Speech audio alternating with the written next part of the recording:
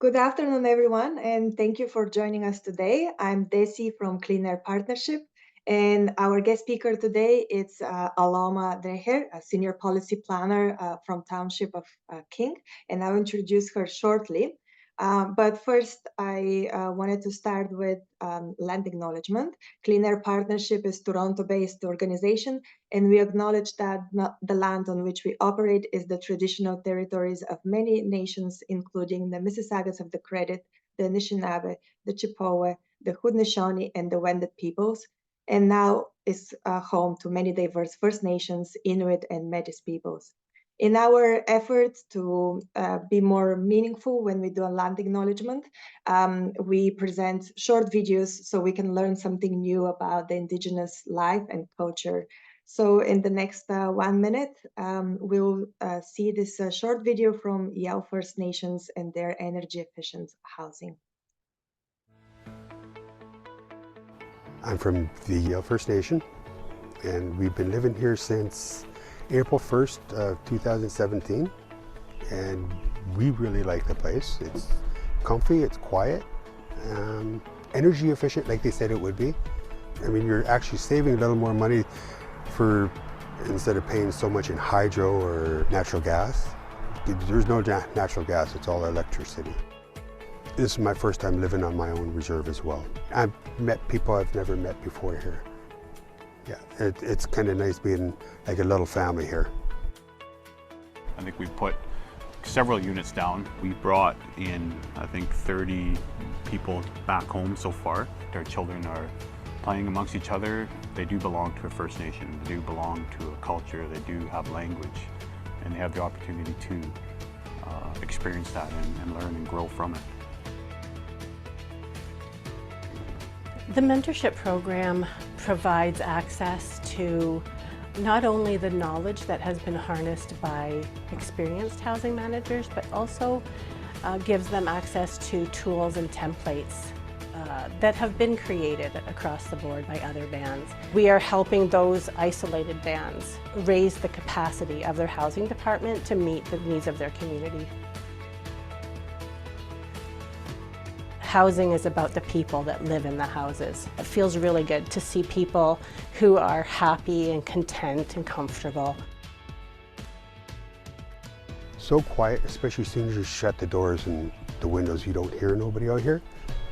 The windows are triple paned, doors and windows, so that's why they're so energy efficient. I'd advise anybody to get one if they'd like to. Any place we've lived, we've always made it feeling home, but it's always nice when you can actually call it your home now.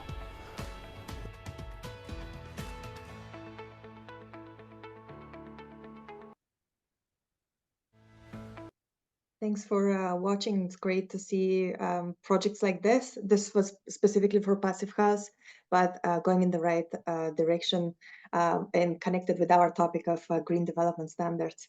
Very quickly, two tools that you may find very useful. The Climate Policy Database tracks climate-related policies within the Clean Air Council municipalities. And the Climate Action Atlas tracks implemented ambitious mitigation projects beyond CAC, as we wanted to feature some great examples across Canada. I will share links in the chat so you can access them. Very quickly, our upcoming events. On February 14th, we have a Municipal Energy Managers Community of Practice, and we are going to talk about low carbon mechanical systems. And on February 16th, we'll provide a summary of everything that we learned from the Climate Governance, Accountability, and Implementation series that we held throughout last year.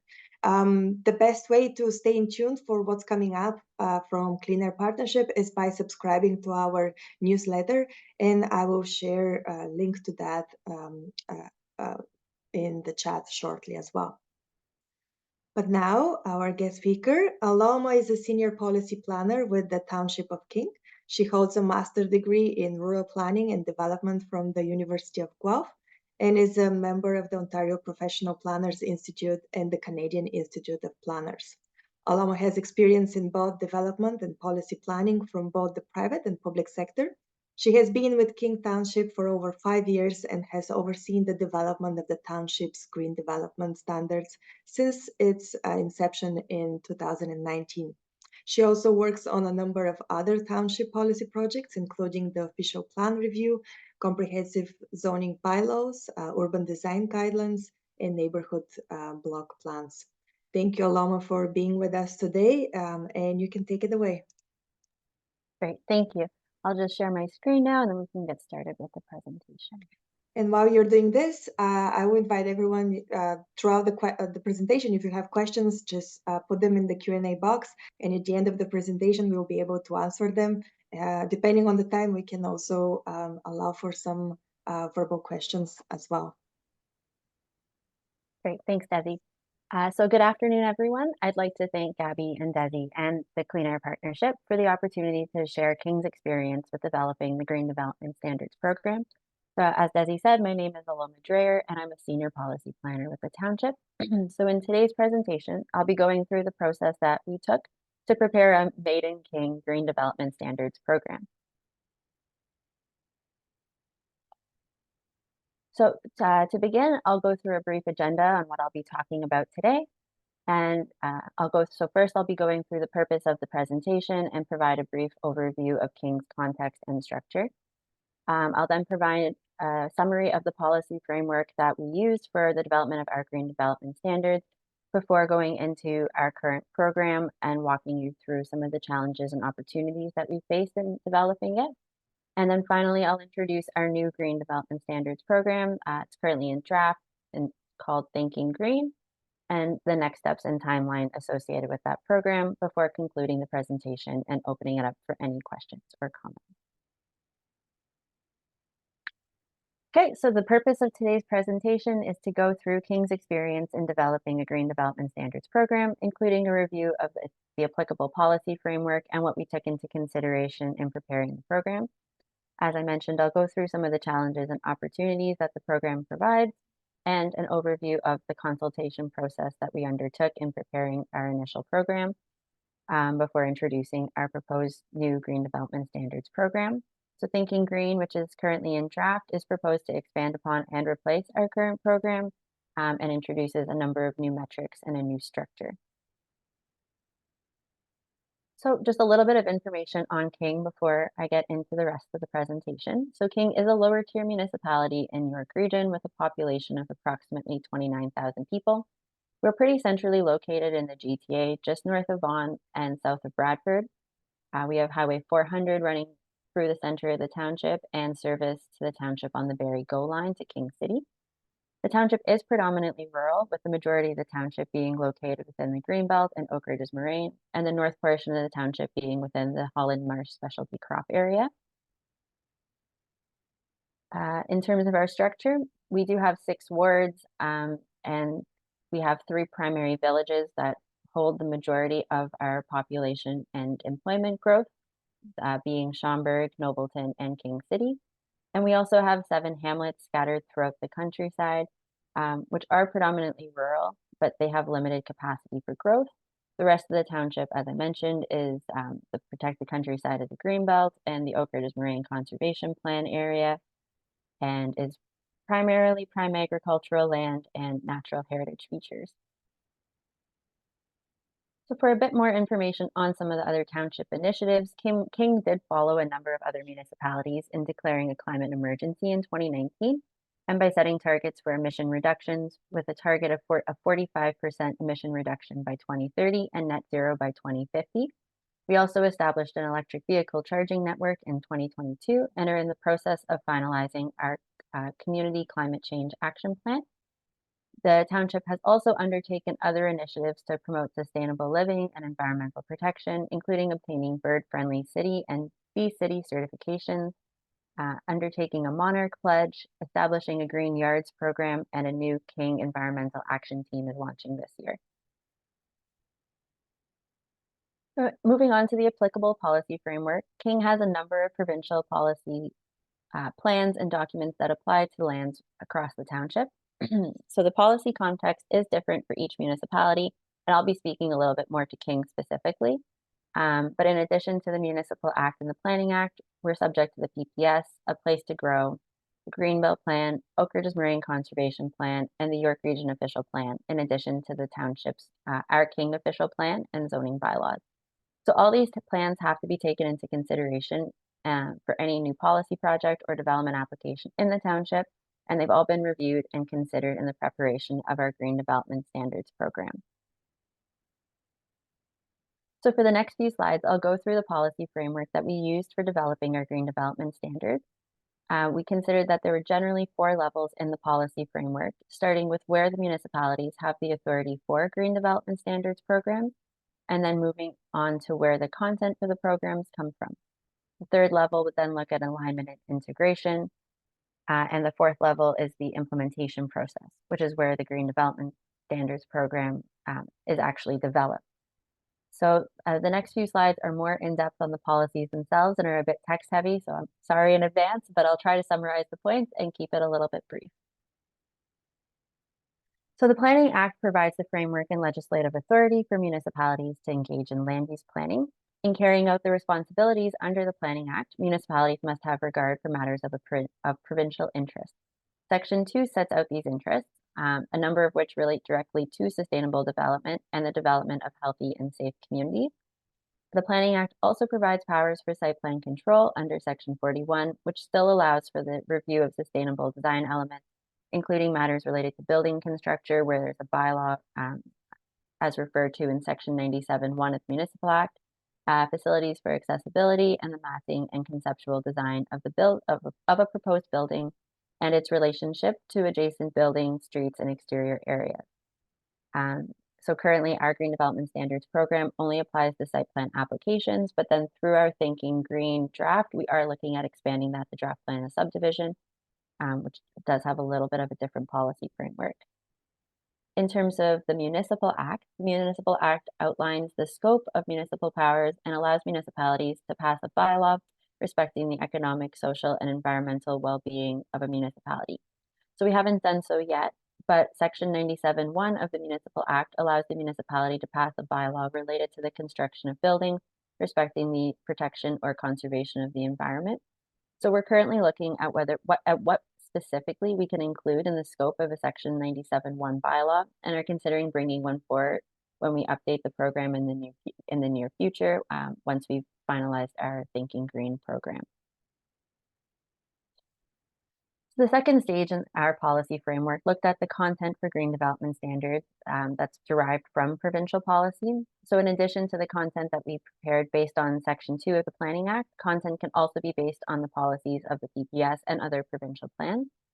So for the PPS, the provincial policy statement provides direction on matters of provincial interest related to land use planning and development.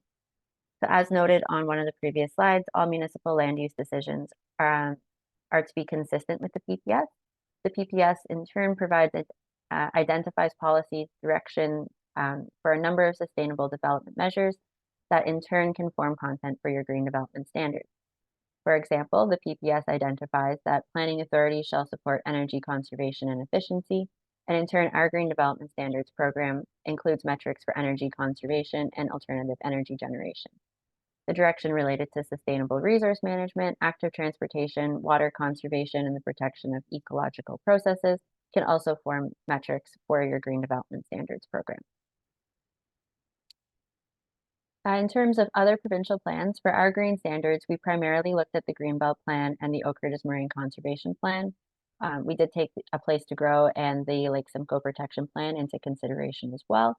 But as 98% of the township is within the Greenbelt Plan and Oak Ridges Marine Conservation Plan areas, these were our primary areas of focus.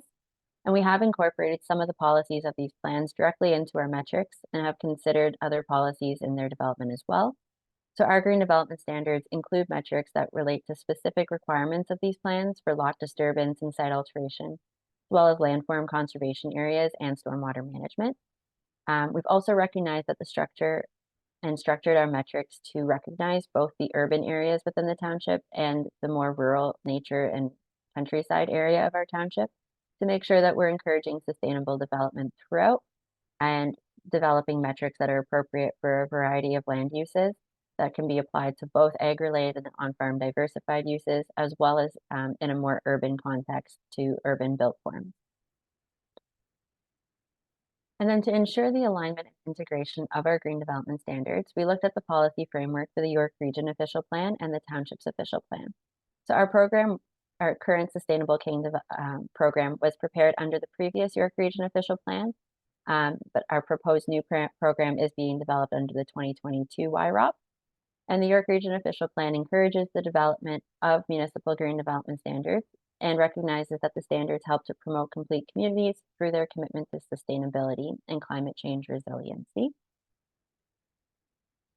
And finally, the Township's Official Plan provides the detailed policies for the development and implementation of green development standards programs that build upon the policies of the York Region Official Plan. More specifically, our official plan identifies specific development standards and performance metrics that are to be included in our Green Development Standards program and details policies for sustainable construction practices. The metrics identified in our official plan are based on the content from provincial policies as well, and specific targets for each of these metrics are set out in our Green Development Standards. So our official plan was adopted in 2019, so it did align with the initial development of our Green Development Standards program. So they were developed a little bit in tandem, which helped to make sure that we were incorporating metrics into our Green Development Standards that did align with our official plan. So now that I've gone through the policy review, I'll get into the background of our Green Development Standards program. So the Township's sustainability journey really started in 2019 with the approval of the Township's Integrated Community Sustainability Plan. The ICSP set out the goals, directions, targets, and action items to be undertaken by the Township over the long term. So it also included that the specific requirement for the Township to look at developing green building policies and sustainable design standards. So following the approval of the ICSP, in 2013, the Township introduced the Sustainable King Development Standards Checklist, which was required as part of a complete application for any Planning Act application. The program was voluntary and identified a number of optional sustainability targets, such as material reuse, dark sky compliant lighting, and gray water reuse. However, following the adoption of the program and giving a few years for it to be reviewed, a need was identified for a comprehensive program with a scoring system and a stronger approach to implementation. So in 2018, we began to develop our Green Development Standards program. We chose to develop the program in-house through a working group of Township staff with representatives from external agencies, including the Lake Simcoe Region Conservation Authority, the TRCA, and York Region. The first draft of the program was released in the fall of 2019, which, as I noted, coincided with the adoption of our official plan, and the program was finalized and endorsed by Council in November of 2020. We built a 3-month transition period into our Green Development Standards program to allow for training of staff and workshops and information with the development industry, which resulted in our Sustainable King Green Development Standards program coming into effect for all applications submitted on or after February 1st, 2021.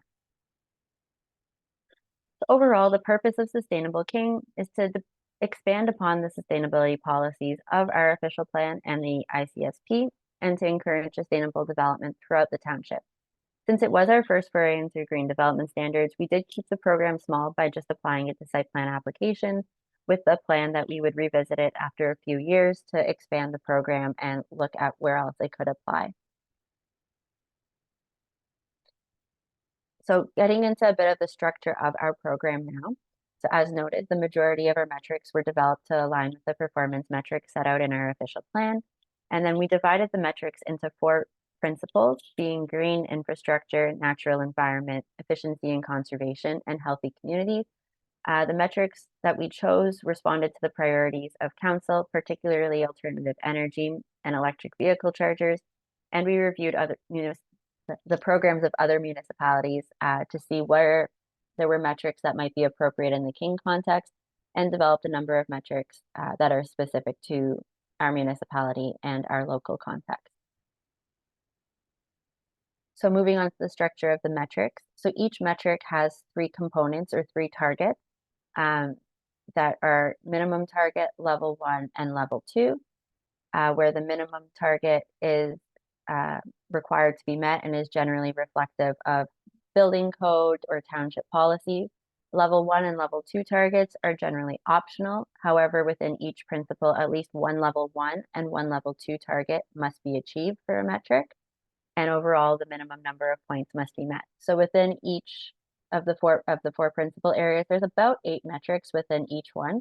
So of those, at least one level 1 and one level 2 must be met. So overall, there would be 8 metrics that are above the minimum target. We also structured the metrics so that they either apply generally across the township or within the village or countryside areas. And the determination of where it is applied is based on policy framework. So for example, our landform conservation area metric would only apply within the countryside area, as the policy isn't applicable within the villages. And overall, our evaluation system was developed to provide some flexibility to the applicant while still trying to ensure that the development overall achieves a holistic form of sustainability.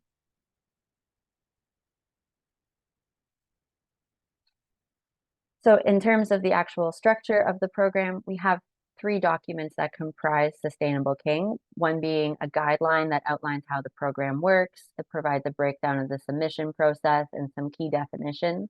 The second component is a handbook, which summarizes each metric, its targets, the overall intent of each metric, submission requirements, and resources that could be used or that may be of assistance. And then the third component is the evaluation table, which is what's on the screen right now. So the evaluation table is to be completed by the applicant and then submitted to the township with their application. So the applicant would fill out the 2 columns in the middle, identifying their proposed target level and the plans or reports that have been submitted. And then the final 3 columns are prepared or responded to by the township. So the township would identify in their comments if there's any additional materials that are needed or if they do achieve the identified level, and then would identify the target level achieved and the number of points that have been awarded. So as noted, Sustainable King was developed in-house by our planning division. However, we did recognize that planners aren't really the subject matter experts for the majority of the metrics in the program. And so we relied heavily on our working group to ensure that the metrics and their associated targets were appropriate and fairly valued and scored, especially where it came to natural heritage or engineering requirements. We also undertook extensive consultation with the public and interested and affected parties, including meeting with the York chapter of Build and other interested parties across the township. We also utilized the township's public engagement platform Speaking to provide regular updates to the public and as a central hub for all information, drafts, and final documents. The platform had an FAQ and an option for questions to be submitted by members of the public to the project team that was well utilized throughout the development of Sustainable King. So since the program came into effect in February of 2021, we faced several challenges, primarily resulting from changes in provincial, regional, and township policies, as well as from an implementation perspective. As the evaluation table is reviewed by staff from a number of township departments, we faced issues resulting from staff turnover, some lack of training, inconsistent scoring between staffing members, and some delays in the review process. We've been able to overcome the majority of the challenges within the township by having regular training sessions with new staff, and we have benefited from having a smaller team, so it's been a little bit easier to get everyone on the same page when you're only dealing with 5 or 6 people, in contrast to some larger municipalities where you might be coordinating between 20, 30, or 40 different staff. And then we also have faced some pushback from applicants where they weren't familiar with the program or they weren't clear on what the requirements of it were. So by identifying the requirements early in the application process at our initial pre-consultation meeting or even in advance of that, we've been able to address the majority of their concerns. We've also found a number of opportunities since the adoption of the program, including it helping to work towards the township's emission targets for 2030 and 2050, and by just generally increasing the resilience in new development. We have also received positive feedback from applicants and members of the development industry on the flexibility that our program offers and the ability to choose metrics that work with their development concepts. We've also found that We're integrating the metrics into our master plans and our township plans and policies, including our new parks and trails plans, active transportation plans, and are looking at future integration with our upcoming transportation and wastewater master plan. Which brings us to where we are today. So while our program has been generally successful, we found that it's time to undertake an update to expand upon and replace the current Sustainable King Green Development Standards program. So the first draft of Thinking Green was released in June of 2023, and a second draft was just released this past month.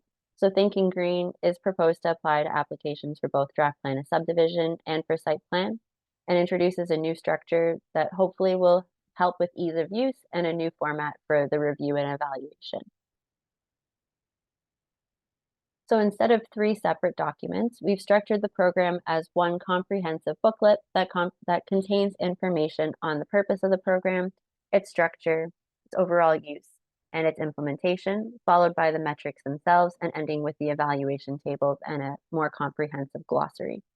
So Thinking Green introduces a new principal area entitled Built Environment, which encourages sustainable built form, active transportation, and pedestrian-oriented development, and restructure several of the other principal areas. So we've moved some metrics around based on where they're most applicable, and we've introduced a number of new metrics, including wind protection for ground-oriented development, controlling solar gains, active transportation network, and supporting pollinators. In addition to the new metrics, we've also introduced a new scoring system and a new implementation procedure to ensure clarity up front and consistency in the review process. And we have aligned the program with our new corporate strategic plan, which identifies a greener future as a priority area, and that the development of Green Development Standards Incentive Program by 2026 as a key result of the plan. So I'll provide a brief overview now of the proposed structure for Thinking Green. So this is an example of one of the metrics throughout the program. So it provides similar content to our current program, including the intent, a minimum target, the level 1 and level 2 targets, as well as resources that may be beneficial to review, and a list of submission materials under where to demonstrate compliance, and details on how to comply. So that would be what needs to be included on the plans or through the submission material. And however, in addition to being similar to the previous plan, our previous structure, it does include the type of application it's applicable to, either being draft plan of subdivision or site plan, or both, as well as the type of development it's applicable to. So either residential, mixed use, industrial, commercial, or institutional. And then we've also added new resources. They've been hyperlinked now for ease of use. And a number of the targets themselves have been updated to respond to changes in policies and legislation, as well as to just encourage a higher standard of development, where we've seen that the metrics might have been a little bit easier for the applicants to meet previously. We've made them a little bit tighter or a little bit more aspirational.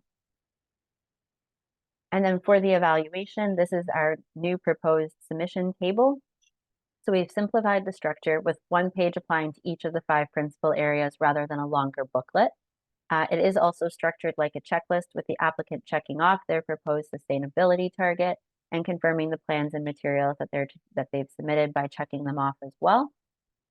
We've structured this way based on feedback that we've received to ensure that the process is simplified for the applicant, as well as to remove duplication in the submission process, where they may have provided a covering letter or a response matrix identifying how these things have been met. Instead of providing it twice, they can just check them off here. And then the final 3 columns are still to be completed by township staff through the review of the application, to provide some feedback to the applicant and to identify the points and target level that have been met. So in terms of next steps, we're currently meeting with interested and affected parties to review the January draft and obtain comments and feedbacks. We've recently met with several active participants, including the Masonry Council of Ontario, and are meeting with the York chapter of Build next week. We also have a presentation to council scheduled for February 26th, following which we'll be responding to all comments and feedback and finalizing the documents hopefully for council adoption into May. And then we'll be planning on a transition period again to allow for allow some time for any necessary training of staff and potentially information sessions with the development community, and are targeting the program come into effect before the fall. So to summarize today's presentation, the policy framework can be complex, and its frequent changes can cause delays to the development of your Green Development Standards program and can also result in the need to update your program more frequently. Based on the consultation and feedback that we've received, it's important that your metrics are not too specific and that you allow for some flexibility in what is required and where it's required so that the applicant can select metrics that are appropriate to their development, site context, and proposal considerations while still encouraging a higher built form quality and an overall sustainable site. We've also identified that it's essential to undertake extensive engagement and consultation throughout the development of your program to ensure that there's an understanding in its intent and purpose, and to ensure that you have some level of support from the community. And finally, we found it's beneficial to plan for regular updates to your Green Development Standards program to respond to changes and strengthen the standards. We recognize that at some level, this can be done through a tiered system, but we found it to be more beneficial to undertake a comprehensive review every few years to address those changes in policy and legislation rather than trying to forecast them in advance.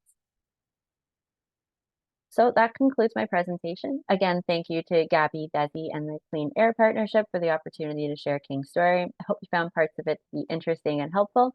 And at this time, I'm happy to answer any questions or take any comments. Thank you. Thank you, Aloma, for your presentation and for walking us through to your adventure. Yes, we are opening now for questions. Feel free to also raise your hand if you prefer to ask them verbally. There was one of the questions that I think you just answered here at the end of like, what will be the recommended kind of like time for updating and reviewing green development standards? And I believe you just mentioned kind of like a few years. Yeah, I think every few years, that's what we've found has been useful. We've generally aligned it with our official plan review. So the last program initiated in 2018, 2019 to align with the official plan review proceeding to council in September of 2019. And we have just initiated our official plan review again last fall. So it does align with our update again. So every, I would say 4 to 5 years and aligning it with the review of your master plan is, I would find, beneficial. Thank you. Moving to the questions. And I will ask John Coco to kind of like elaborate a little bit more when this was mentioned.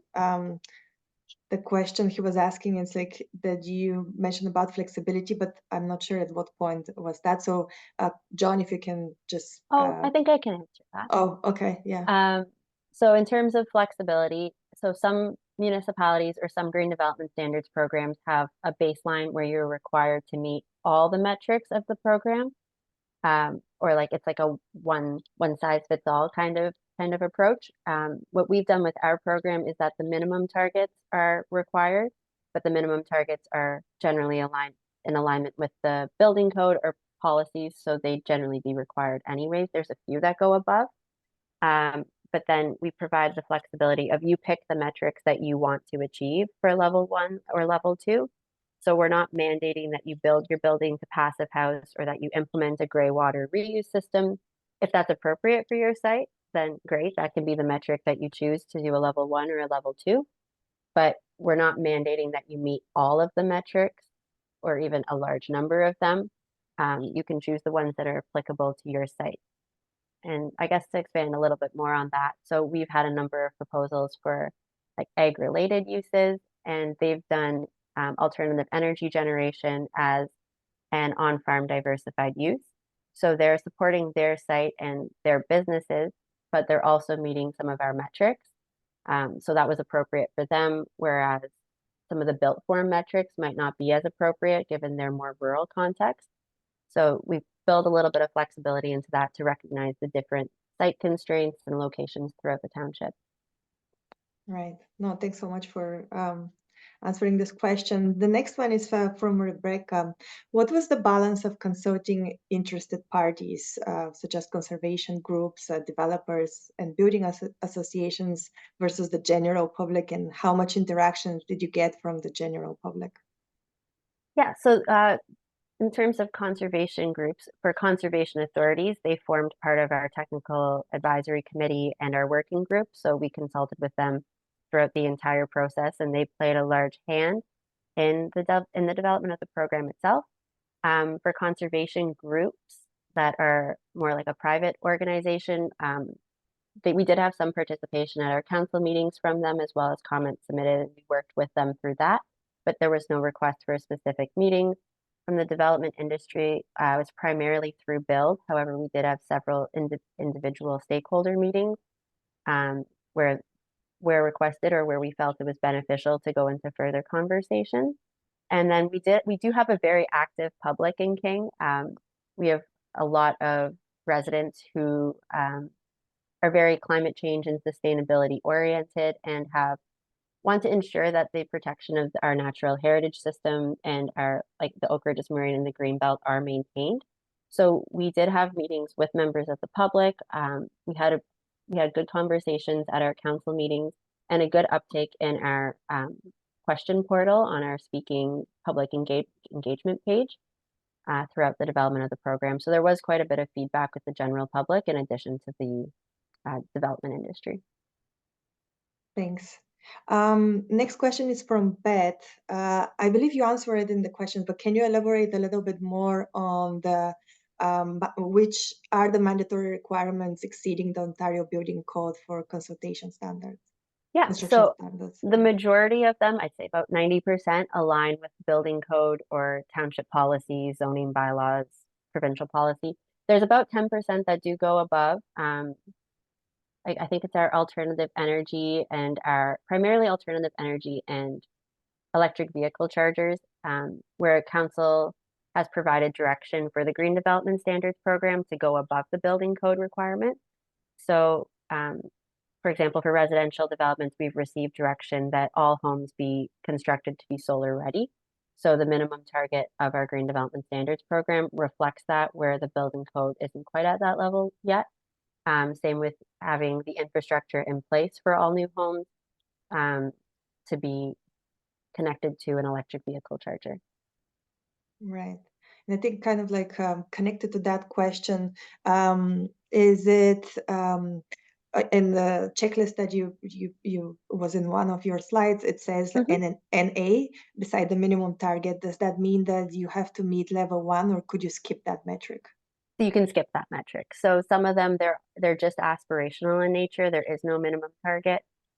So those ones would automatically go above the building code. So if you choose to pursue that one, your level 1 or your level 2 metric would be, you would be meeting that requirement of the program, but you're not required to do them. That would be your choice if you wish to pursue it.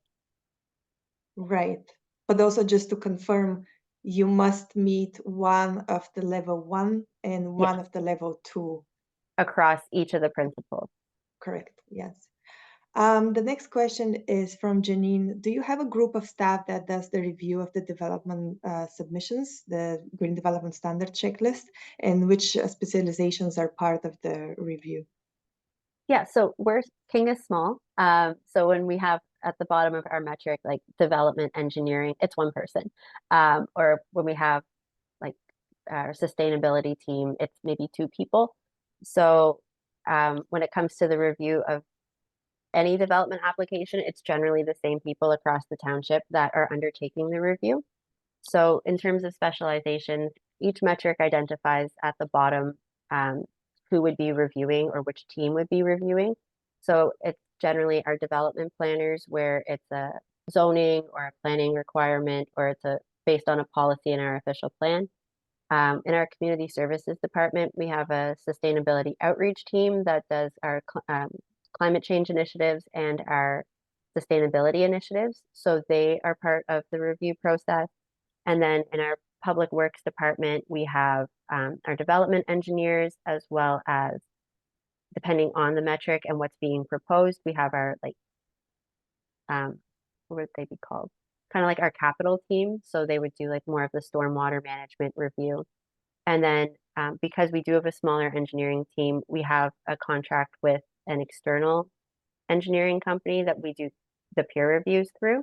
And that's where our more detailed, like stormwater detailed engineering review and natural heritage review is conducted. Right.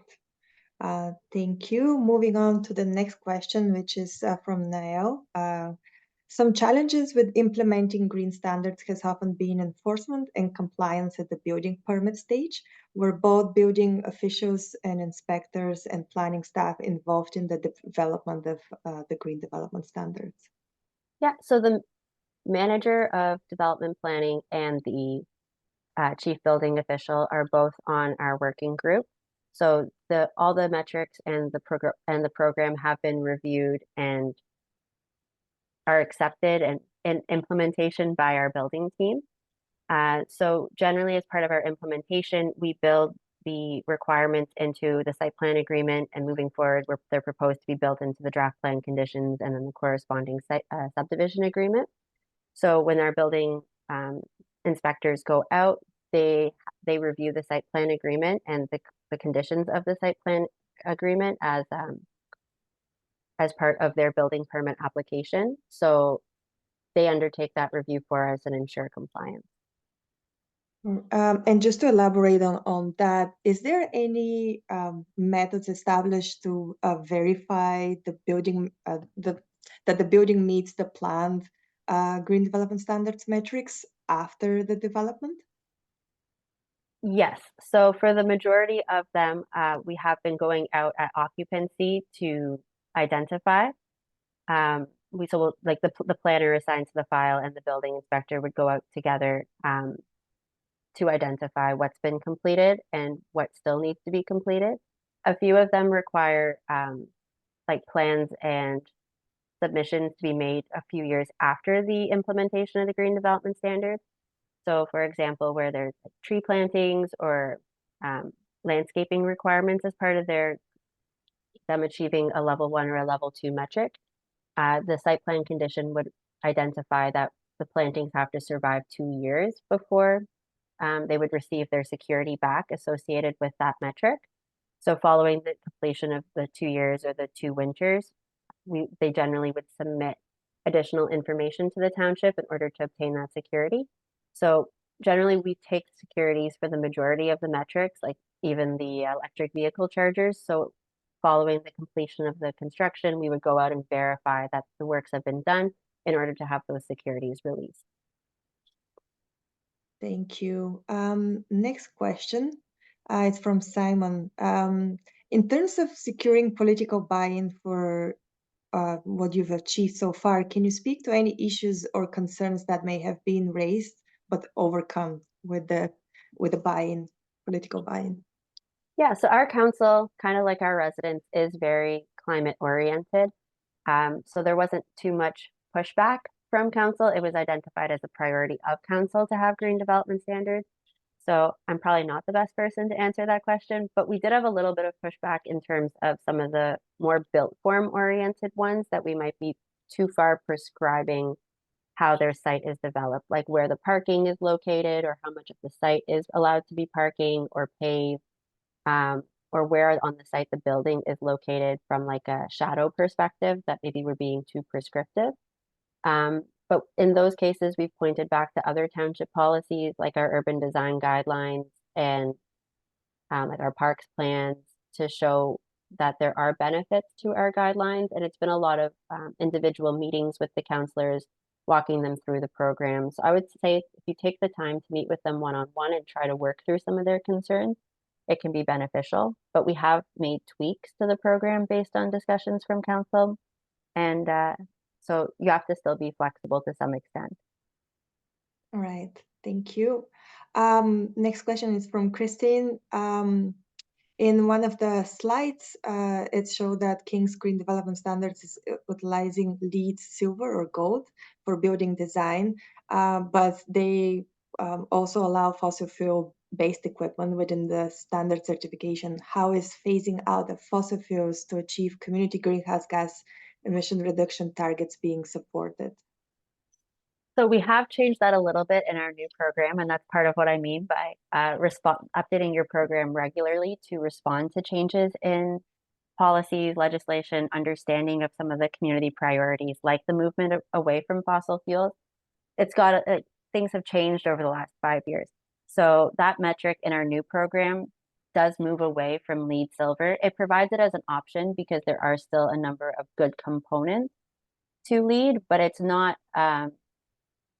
pushed the same way that it was back in our 2019 version of the program, which is the one that came into effect in 2021.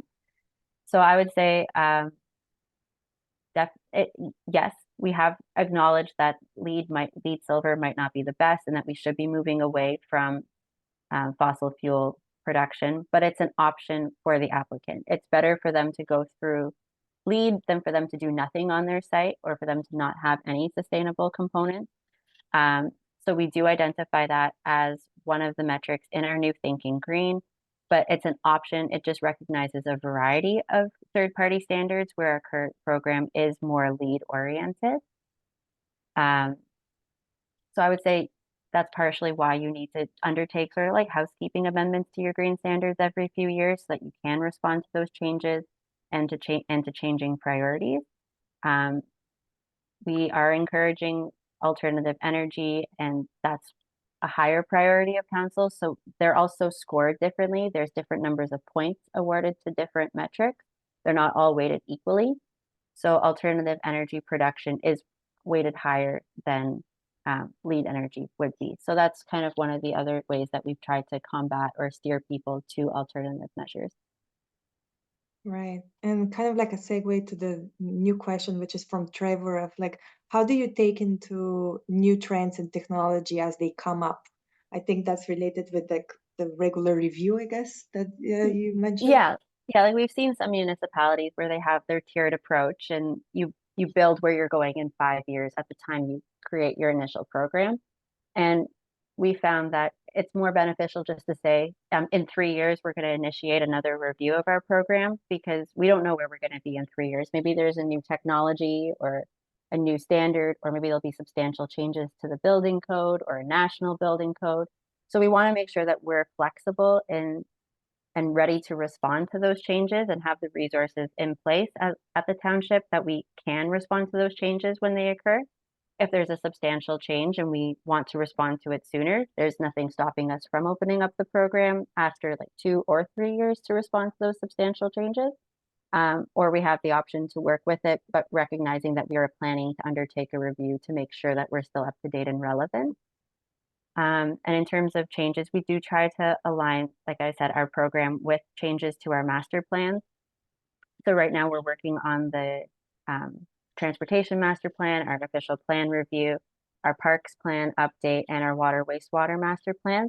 So we're sort of aligning all those projects together so that they're updated and they're consistent with each other, so that there are fewer updates that need to be taken on a shorter planning horizon.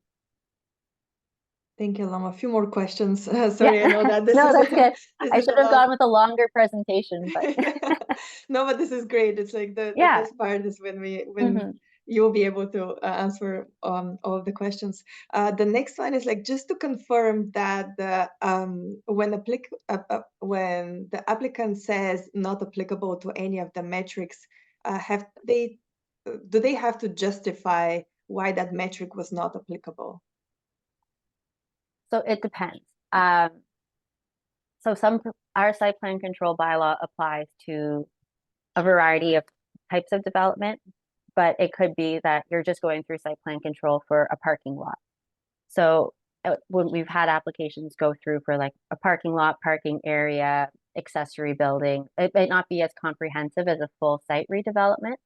And in those cases, we'll get 20, 30 metrics marked as not applicable, because they're really not applicable. They're not building a new building. So there's minimal site alteration, minimal site changes. So a number of the metrics aren't applicable. And at that point, it's sort of working with the applicant at the pre-consultation stage before we even get to the application to work through what is applicable to their application. So we've gone through, and we'll go through initially with them either in the pre-consultation meeting or in a subsequent meeting before they submit, to try to identify what isn't applicable to their site and which metrics they can work with based on their development proposal. So it's a little bit more hands-on with the applicant to try to see what is appropriate for them and what their options are. So still encouraging a sustainable built form while recognizing many of the metrics might not be appropriate. but then we potentially would get another application where it's a full site redevelopment, a big building's being proposed, and maybe they've just marked off everything not applicable because they don't want to go through the program. And in that case, right now we have direction from council to only support applications where they meet the intent of the Green Development Standards Program and are meeting the minimum score. And that direction from council has been beneficial in moving applications towards being more sustainable and moving them to actually complete the program with some thought and like a fulsome submission, because they know that they need to complete the program and that council is serious, that it's a priority for them. So I think it goes back to having like strong support from council in your green development standards program, so that it's identified and understood to be a serious component of your complete application, and that it does need to be completed properly and like a fulsome submission. So that way you're working through actual submission materials and not just a list of not applicables. But we fortunately haven't run into that very often, maybe once or twice. Great, which actually answer, thanks so much, because answered the other questions, which was exactly like, can actually a developer just go with the minimum and the Ontario Building Code and instead and not at all participate in the Green Development Standards? No, and we do provide an option in our program to suggest for the applicant to suggest a metric. So if there's something outside the context of our program and they want to submit something specific to their site, then we provide that opportunity. We've seen that used once or twice where there's septic systems proposed, so primarily in the rural area of the township, where they're using different septic system technology and like a higher level of phosphorus offsetting and those kinds of more technical aspects, where they might not have some of like the built form metrics or some of the more urban components. So it provides the applicant with the flexibility to do something that is more appropriate for their site, and then we'd review that site-specific metric and assign it points based on how much it really does contribute. But there shouldn't be a circumstance where everything is just checked off as not applicable. We need to see that there is effort being made to meet the intent of the program. Thank you. Next question.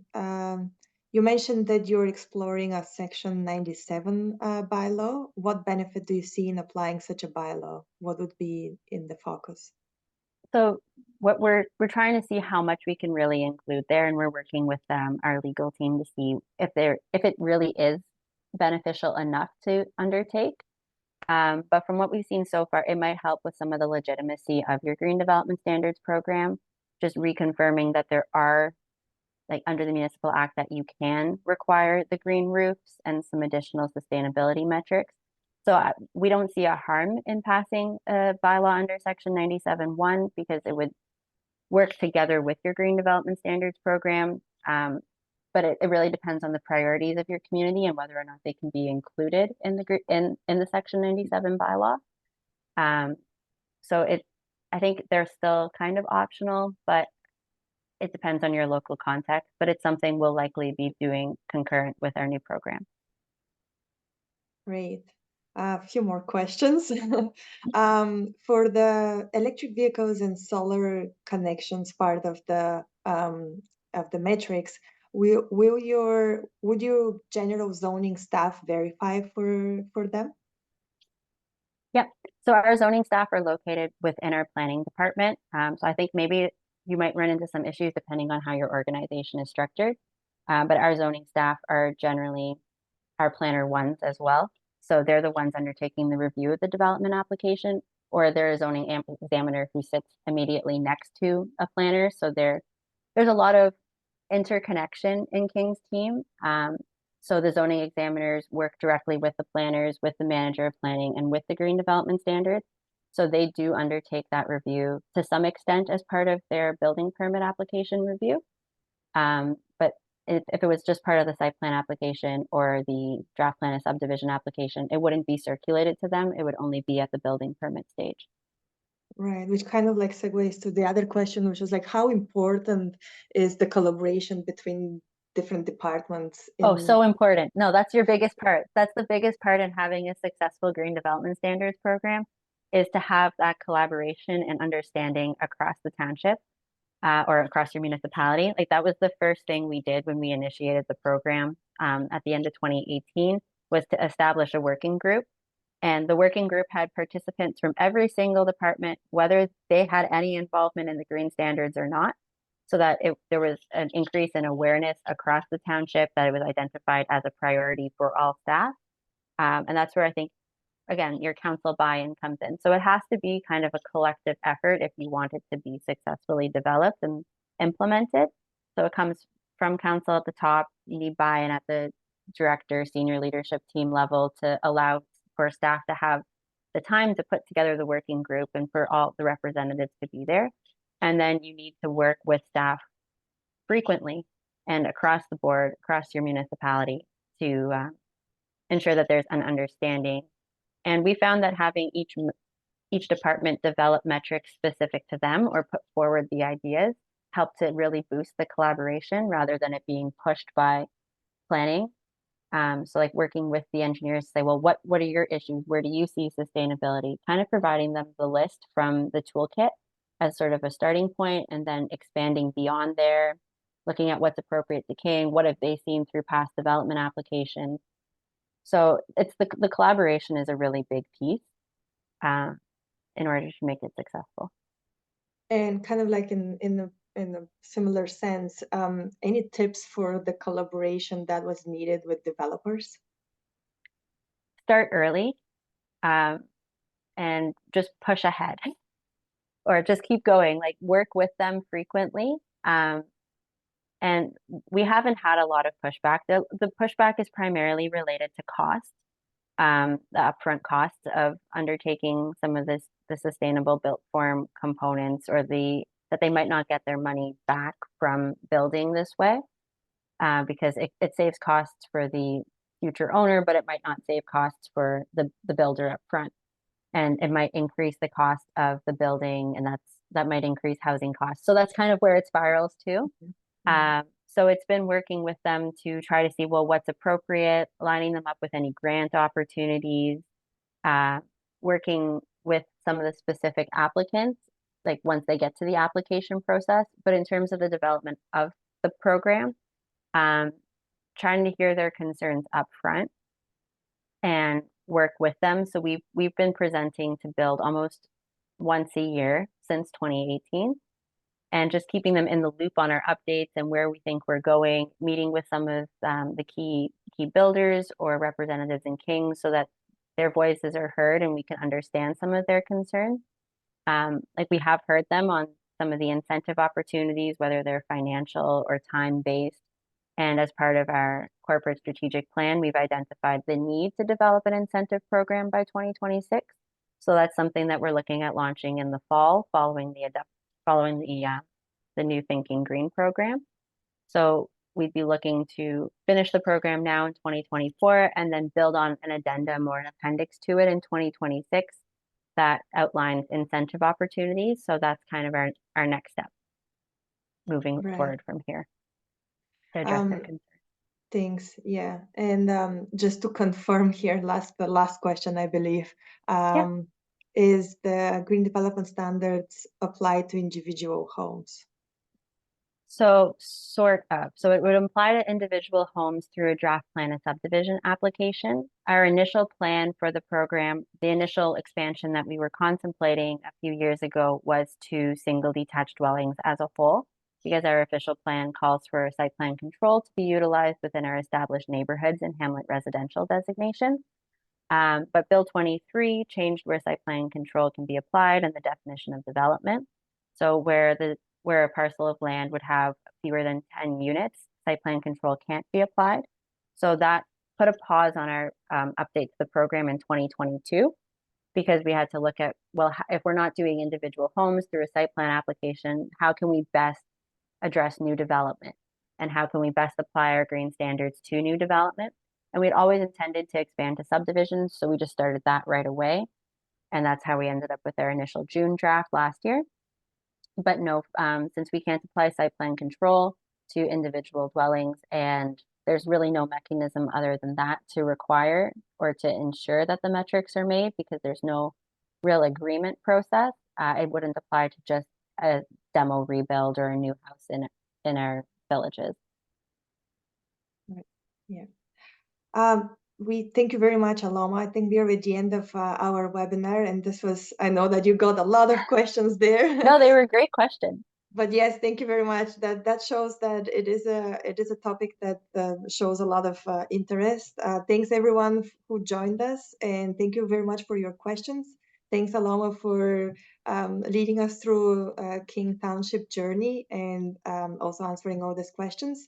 I wish everyone a great day for the rest of the day, and stay tuned for more of our upcoming webinars and workshops. Thank you, Aloma. Thank you. Have a good day. Have a good day, everyone.